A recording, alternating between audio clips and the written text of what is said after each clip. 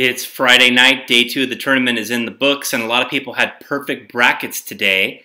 And that's probably because all of the top seeds won their games today, yes, except for the very last game with Dayton versus Providence. So if you almost got 8 out of 8 today, I congratulate you on nothing, because as a matter of fact, it's actually pretty weak just to pick all chalk. Anyone can do that. By the way, who the heck is this ref calling a technical foul on the Providence coach with like 2 or 3 minutes left in an 8-point game just because the guy got fired up with his own players? He wasn't even referring to the ref. He wasn't even looking at the ref. He had nothing to do with the ref. That was one of the worst technical fouls I've ever seen. I really feel like refs need to shove their whistle up their butt, swallow it in terms of calling technical fouls. It really has to be an egregious violation for a technical foul to be called, especially one that can have an impact on the outcome of the game. Games are supposed to be decided by the players, not by the referees. That was a joke. Matt Cassidy, by the way, did have 8 out of 8 correct today, and probably a few other people a little lower down in the pool did.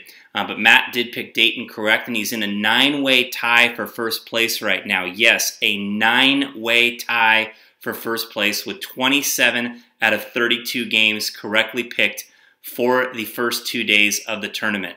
Tied with Matt are Al DiLeonardo with a fine showing so far. Chris Cooper, Chris Oakes still in a tie for first place. Andrew Van Wy, Celestino Rosa, Celia Ane, John Rulin, and Brent Bridges.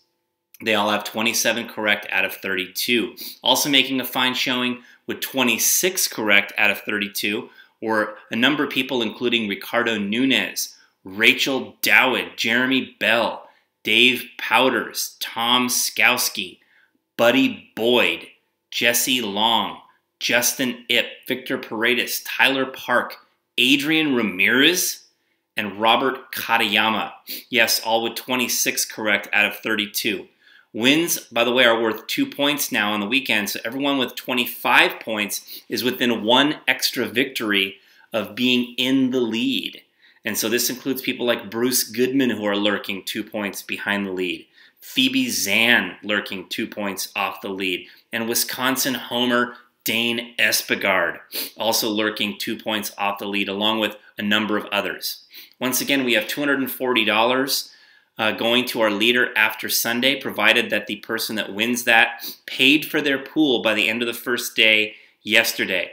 I'll be checking my mailbox tomorrow to see anybody that mailed checks, see if there's any others, and then I'll confirm which of the top people are not eligible for this bonus. If there is a tie, and it's highly likely at this point that there will be a tie after Sunday, then only those people who are tied will carry over into the next round, next Thursday and Friday, to determine who will be the winner of the $240 first bonus fundage that is awarded. Here are the dregs of the pool.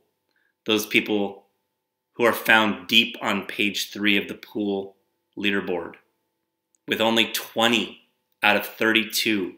Only 20 correct out of 32. Jameson Jones, who has lifted himself from the cellar. Austin Orton, who, by the way, named his entry after a branded snack cracker, but spelled it wrong. Idiot. Jackie Miyasaki, also with only 20 out of 32.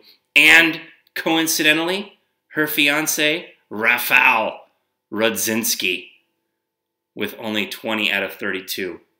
Making me question whether both of them are making bad life decisions. John Kane as well. John Wasserman. Former 2-time champion Chris Heigl could muster up only 20 out of 32. Ty Wilder. Jeff Nixon.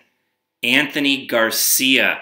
And, yes, my not-so-illustrious self, with just 20 correct out of 32. A feeble showing, for which I am completely and totally ashamed and embarrassed. But I did beat, so far, 3 other players. With 19 correct out of 32, we have Nick Buckaloo, which means we might have to reprise the moniker Suckaloo. With only 17 out of 32, we have Sam Olaf, once again, guest invitee of Michael Cassetta. And the Caboose, deep in last place. Deep in last, the Caboose with 16 out of 32, only 50% picked correct. This is not picking against the spread. This is picking straight up. 16 for 32, Paulette Britton. Yes, Paulette had a very bad day today. She started off her day with New Mexico State against Kansas. Not happening. She also had Indiana picked. Valparaiso. Wyoming. Blown out. St. John's. Davidson. Crushed by 31. And Providence. Yes, those were Paulette's illustrious picks for today. However, she still has all her Final Four still alive, which not all of you can say. All right, it should be an awesome weekend. I know on Saturday, we start out with the Cinderella matchup of UAB versus UCLA. Frankly, I don't even really care who wins that game. Georgia State's back in action against Xavier. That's a Cinderella team to pull for. Number 1 seed Villanova could be threatened by NC State on Saturday. We also have the Battle of Indiana with Butler versus Notre Dame. And the game of the day, probably, Arkansas versus North Carolina. On Sunday, it's going to start out hot right away in the morning with Michigan State versus Virginia. That's going to be a barn burner. The most intriguing matchup of the weekend probably is going to be Wichita State versus Kansas. Also on Sunday, we got Iowa Gonzaga, which is probably going to be a track meet. And Northern Iowa, one of my Elite 8, is in action on Sunday against Louisville. I'll post on the pool homepage and on the Facebook page on Saturday night. Be back with another video here on Sunday night. Enjoy the weekend, everyone.